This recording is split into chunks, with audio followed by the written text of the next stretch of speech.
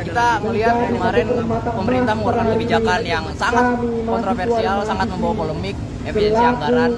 Kita tidak pernah meminta untuk ada pengurangan anggaran, bahkan pemerintah telah salah untuk mengurangi anggaran di bidang pendidikan, dan itu harusnya tidak boleh. Amanat konstitusi mengatakan bahwa pendidikan itu harus dijunjung tinggi dan harus diberikan kepada seluruh warga negara Indonesia. Tapi kenapa pemerintah malah memotong anggaran itu sebesar 13 triliun lebih? Tapi bagi mahasiswa, soal makan bergizi gratis layak dievaluasi, termasuk juga soal kampus diberikan hak kelola untuk pertambangan juga dikritik dan tidak diperbolehkan, karena independensi akademik itu dikhawatirkan, dipertaruhkan, dan akademik tidak lagi independen dan tidak lagi kritis kepada kebijakan-kebijakan yang kemudian dinilai tidak efektif. Assalamualaikum warahmatullahi wabarakatuh. Kembali lagi dengan saya Mat Rasid. Terima kasih atas kunjungan Anda. Kali ini ada beberapa informasi seputar politik Indonesia. Salah satunya adalah demo yang bertajuk Indonesia Gelap yang digelar oleh berbagai aliansi BEM seluruh Indonesia, di mana pelopornya adalah UI dan berkumpul di Patung Kuda tadi siang dan hingga mungkin sampai saat ini masih berlangsung. Salah satu hal catatan yang menjadi kenapa kemudian para mahasiswa yang notabene-nya adalah ada di tengah-tengah antara masyarakat dan pemerintah. Satu sisi mereka bisa mengakses ke pemerintah, satu sisi juga mereka bisa mengakses ke masyarakat. Sehingga kemudian ada beberapa hal yang menjanggal yang bertajuk Indonesia Gelap saat ini justru tema yang kontradiktif sebenarnya dengan realita yang ada saat ini yang digaung-gaungkan oleh para pemerintah, para kabinet Prabowo, bahwa kita akan menuju Indonesia Emas 2045 nanti.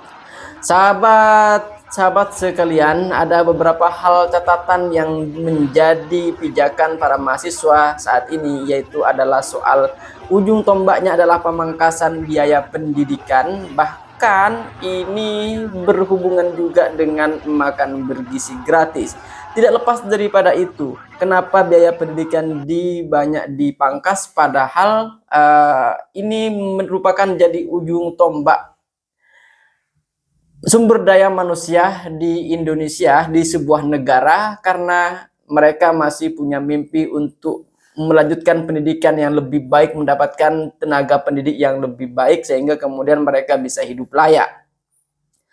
Tapi di satu sisi, pemerintah Indonesia melakukan bahkan membentuk kabinet-kabinet yang gemuk juga dengan staf-staf yang gemuk, yang mana kita ketahui baru-baru ini ada salah satu kementerian yang baru pelantikan stafnya, dan itu menjadi perhatian dari para mahasiswa ini dan juga mendapat komentar dari Adi Prayitno. Oke, kita dengarkan bersama terlebih dahulu dan kita saksikan apa yang disampaikan oleh mahasiswa dan juga Adi Prayitno. Ini adalah tuntutan-tuntutan yang menurut saya memang secara signifikan membantah apa yang disampaikan oleh pemerintah. Satu sisi pemerintah mengatakan bahwa makan bergizi gratis, RUU Minerba, terkait juga tunjangan dosen, bagi mereka adalah sesuatu yang memang sengaja dilakukan oleh pemerintah, supaya persoalan-persoalan yang selama ini tidak tuntas bisa tuntas.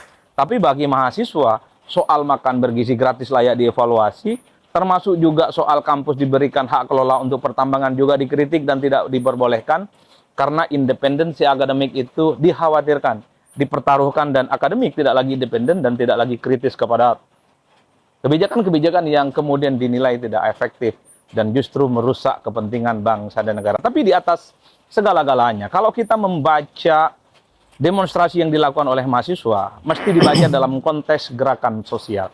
Kita tahu bahwa sejak Presiden Soekarno sampai hari ini, mahasiswa itu selalu menjelma sebagai sebuah kelas menengah yang mampu menjembatani antara kepentingan elit dan kelas bawah.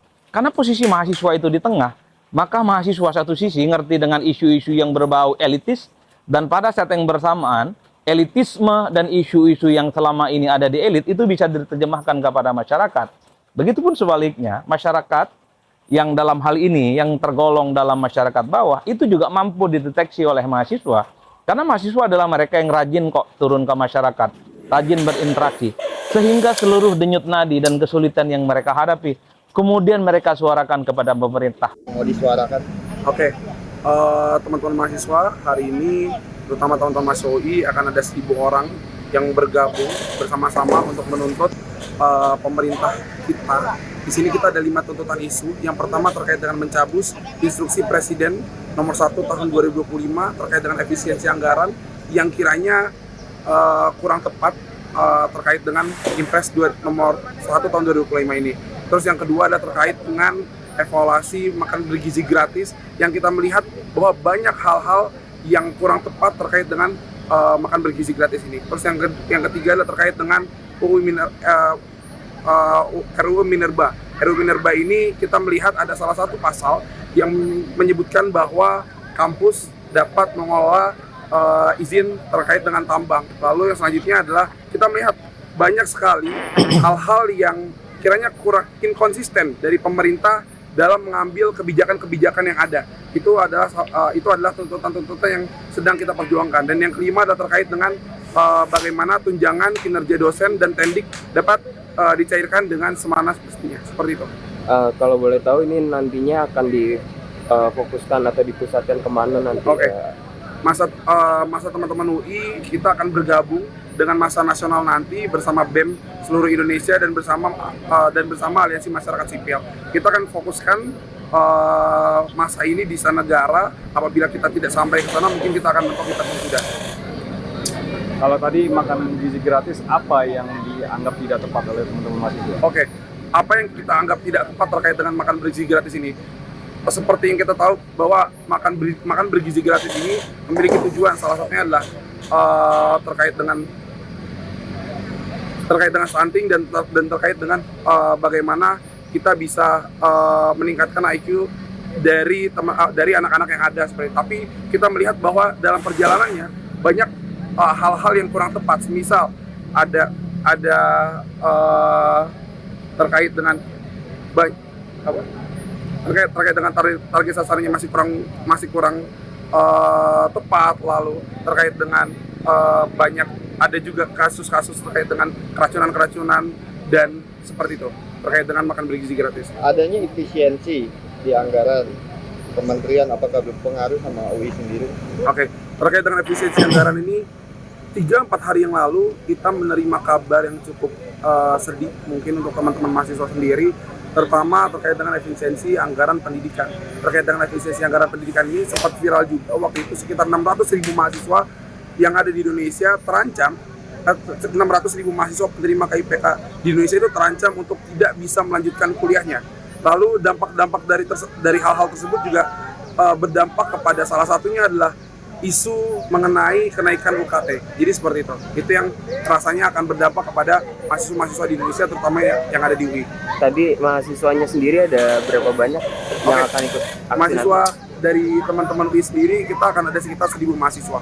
Adanya aksi ini, apa yang pertama kali menggugah hati Mas dari program yang mana gitu dari Presiden gitu? Baik, kita melihat kemarin pemerintah mengeluarkan kebijakan yang sangat kontroversial, sangat membawa polemik, efisiensi anggaran. Kita tidak pernah meminta untuk ada pengurangan anggaran, bahkan pemerintah telah salah untuk mengurangi anggaran di bidang pendidikan, dan itu harusnya tidak boleh. Amanat konstitusi mengatakan bahwa pendidikan itu harus dijunjung tinggi dan harus diberikan kepada seluruh warga negara Indonesia. Tapi kenapa pemerintah malah memotong anggaran itu sebesar 3 triliun lebih? Nah, dari Mas sendiri katanya UKT mau naik ya, dan itu dirasakan di kampus Mas. Kalau sangat dirasakan, apalagi pada pengguna beasiswa kartu Indonesia Pintar.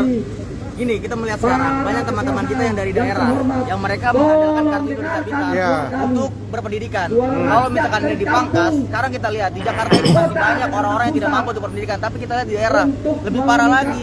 Apalagi kalau ini dipangkas, aduh tolonglah pemerintah dipikirkan lagi. Mereka ini masih pengen punya mimpi yang tinggi untuk berpendidikan. Jadi tolong agak-agak dipikirkan mengenai itu. Kita marah, kita punya keresahan karena apa ya? mereka merekrut tim sus, mereka ini punya kebijakan, tapi tolong pendidikannya dipikirin, jangan orang-orang itu aja yang dinaikkan gitu.